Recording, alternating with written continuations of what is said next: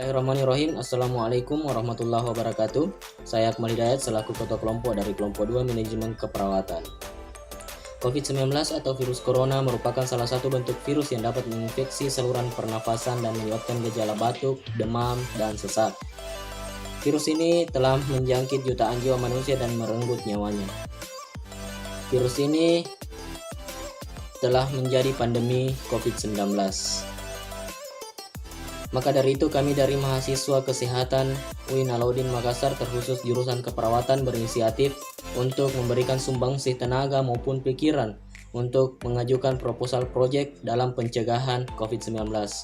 Kami berinisiatif untuk mengadakan riset baca dan menghasilkan sebuah literatur review yang kemudian menghasilkan sebuah kesimpulan bahwa virus ini dapat dicegah dengan beberapa cara. Yang pertama adalah penggunaan APD atau alat pelindung diri sesuai dengan SOP, dan yang kedua adalah fever clinic sebagai pendeteksian dini gejala COVID-19.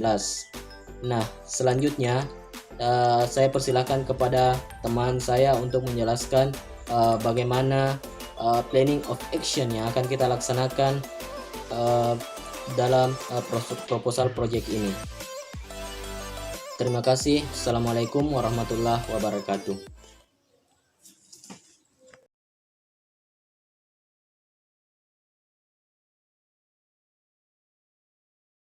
Saya akan memberikan penyuluhan tentang penggunaan alat APD.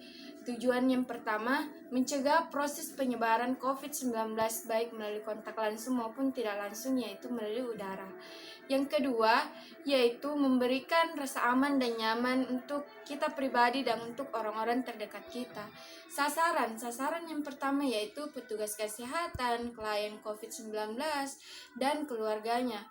Kemudian kita akan melaksanakan kegiatan ini pada tanggal 9 Mei 2020 sampai dengan selesai.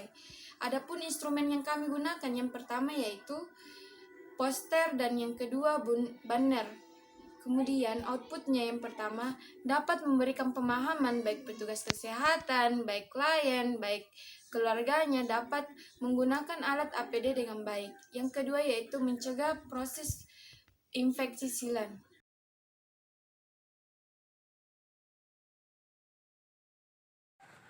Poin yang kedua adalah penyuluhan respiratori tentang hygiene, yang kedua adalah penyuluhan respiratori tentang hand hygiene, dan yang ketiga adalah penyuluhan respiratori tentang etika batuk.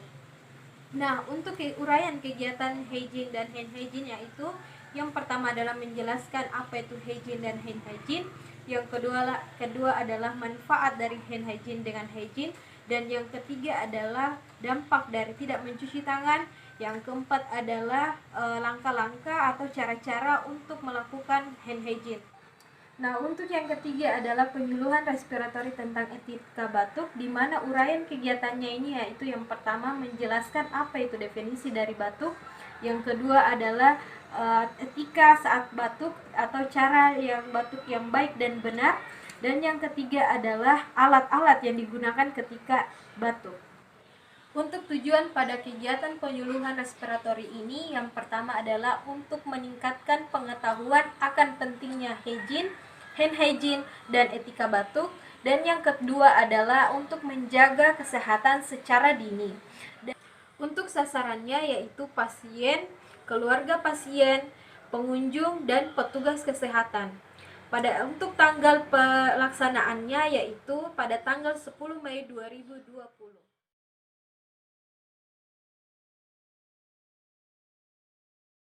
Kegiatan 3. Pembuatan posko sebelum masuk ke unit gawat darurat. Kegiatan ini merupakan triase awal sebelum masuk ke UGD yang terdiri atas mengecek suhu tubuh pasien, menanyakan riwayat perjalanan pasien, memisahkan pasien yang menunjukkan tanda dan gejala COVID-19 dengan pasien lainnya.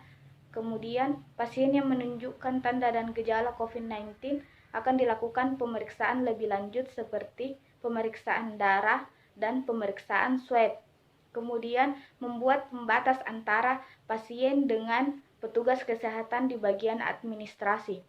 Kemudian, tujuan dari kegiatan ini untuk mencegah penularan COVID-19 ke petugas kesehatan maupun pasien lainnya. Kemudian, sasarannya yaitu pasien terduga COVID-19 dan petugas kesehatan. Waktu kegiatan yaitu 11 Mei 2020. Instrumen yang digunakan dalam kegiatan ini yaitu termometer, rapid test, serta PCR. Kemudian outputnya yaitu mencegah terjadinya infeksi nosokomial.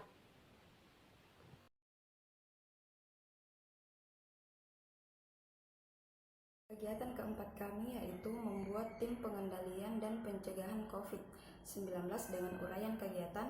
Yang pertama, cek pasien dan keluarga apakah memakai masker atau tidak.